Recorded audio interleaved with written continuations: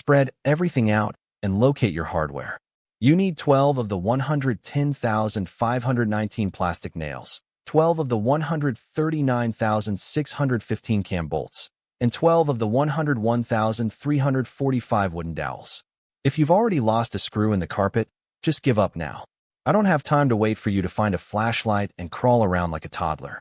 Grab the drawer sides and shove those 101,345 wooden dowels into the smaller pre-drilled holes.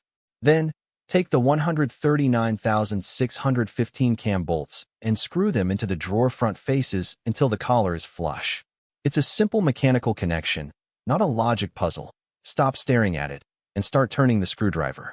Slide the drawer sides onto the front panel bolts and drop in the 110,630 cam locks. Turn them clockwise until they bite.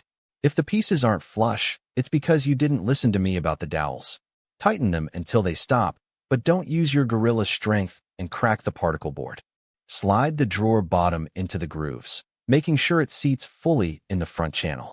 Position the back piece and hammer in the 110,519 plastic nails through the pre-marked spots.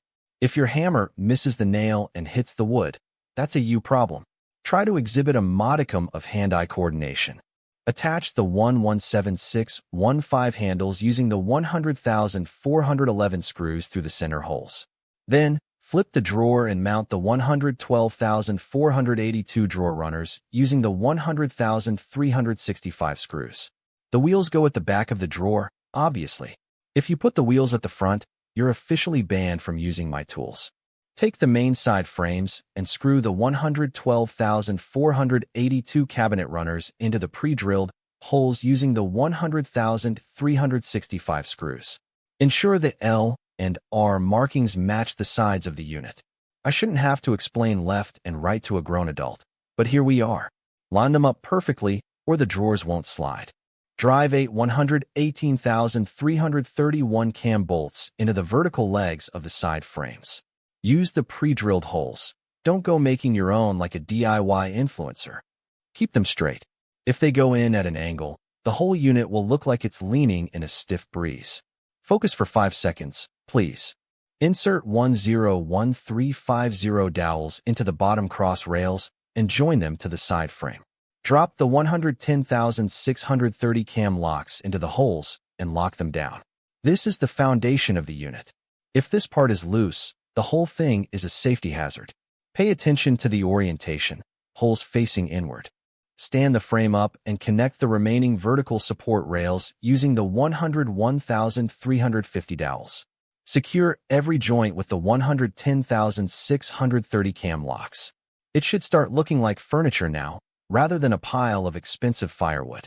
If it's wobbling, go back and tighten the locks you skipped because you were sure they were fine.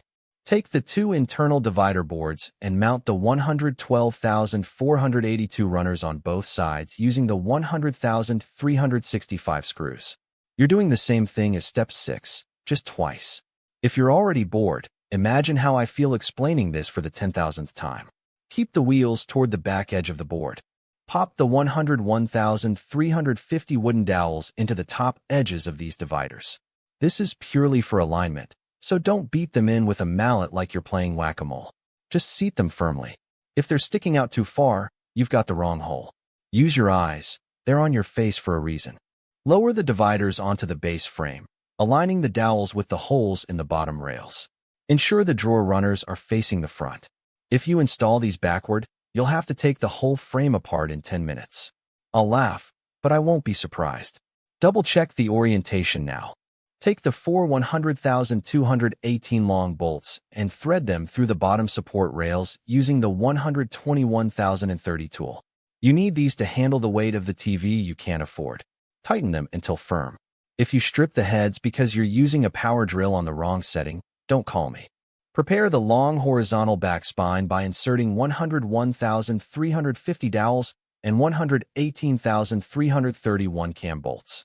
This piece keeps the unit from folding like a lawn chair.